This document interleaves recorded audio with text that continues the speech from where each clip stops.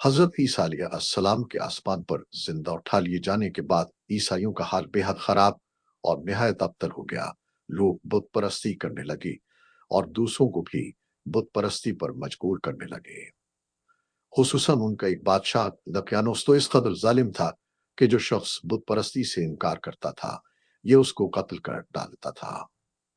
तस्हाबे कैफ कौन थे? असहाबे कैफ शहर अफसोस के शरफा थे जो बादशाह के मोअस्सिस दरबारी भी थे, मगर ये लोग साहब ईमान और बुत परस्ती से इंतहाई बेजार थे। दकियानूस के जुल्म व जबर से परेशान होकर ये लोग अपना ईमान बचाने के लिए उसके दरबार से भाग निकले और करीब के पहाड़ में एक बार के अंदर पनाह गुजी हुए और सो गए तो 300 बरस से ज्यादा अरसे तक इसी हाल में सोते रह गए।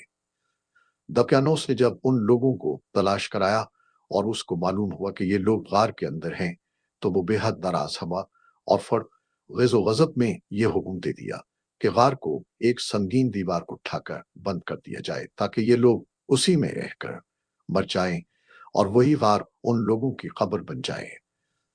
मगर दकियानोस ने जिस शख्स के सुपुर्द ये काम किया था वो बहुत ही नेक दिल और साहब ईमान आदमी था।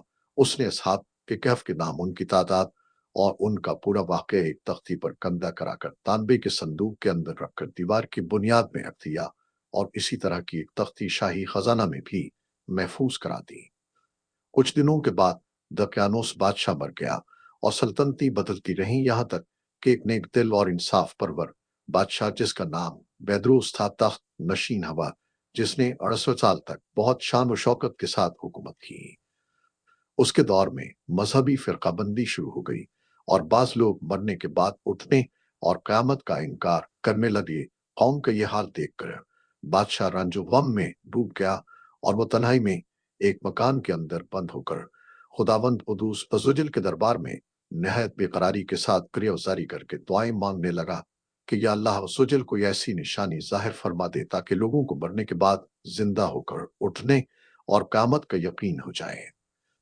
बादशाह की ये दुआ मकबूल हो गई और अचानक बकरियों के चरवाहे ने अपनी बकरियों को ठहराने के लिए इसी हार को मुंतखब किया और दीवार को गिरा दिया। दीवार गिरते ही लोगों पर ऐसी हैबत और दहशत सवार हो गई कि दीवार गिराने वाले लर्जा बरामदाम होकर वहां से भाग गए और असहाबे कैफ बहकम इलाही अपनी नींद से बेदार होकर उठ बैठे और एक दूसरे से सलाम व कलाम में मशगूल हो गए और नमाज भी अदा कर ली।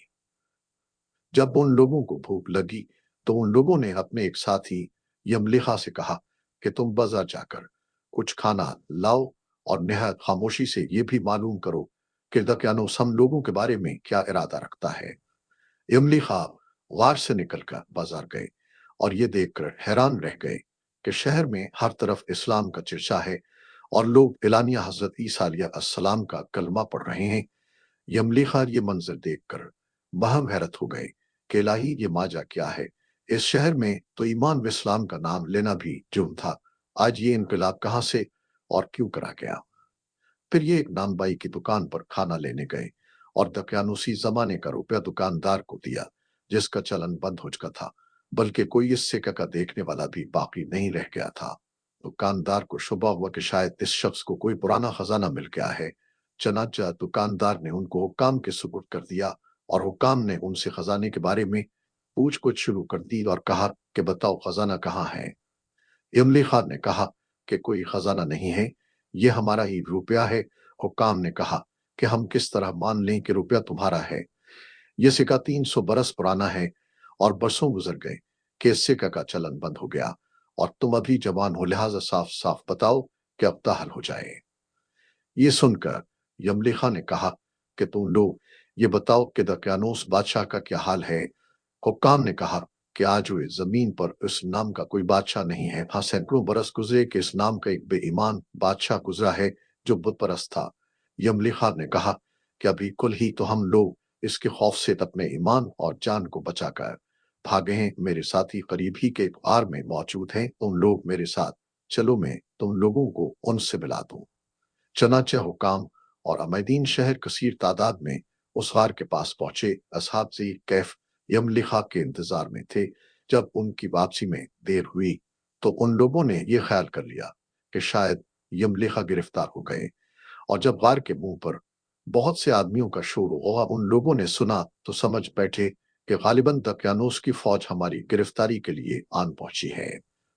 तो ये लोग निहायत अखलास के साथ जिक्र इलाही और तौबा व इस्तगफार में मशगूल हो गए। हुकाम ने गार पर पहुंचकर तांबे का संदूक बरामद किया और उसके अंदर से तख्ती निकाल कर पढ़ा तो उस तख्ती पर असहाब ज़ीर कैफ का नाम लिखा था और ये भी तहरीर था कि ये मोमिनों की जमात अपने दीन की हिफाजत के लिए दकियानूस बादशाह के खौफ से इस गार में पनाह गुज़ी हुई है। तो दकियानूस ने खबर पाकर एक दीवार से उन लोगों को गार में बंद कर दिया है।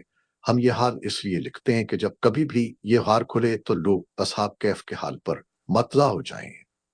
हुकाम तख्ती की इबारत पढ़कर हैरान रह गए और उन लोगों ने अपने बादशाह बेदरूस को इस वाक़े की इत्तला दी। फौरन ही बेदरूस बादशाह अपने अम्बरा और अमैदीन शहर को साथ लेकर गार के पास पहुंचा तो असहाब कैफ ने गार से निकलकर बादशाह से मानका किया और अपनी सरगुज़िश बयान की।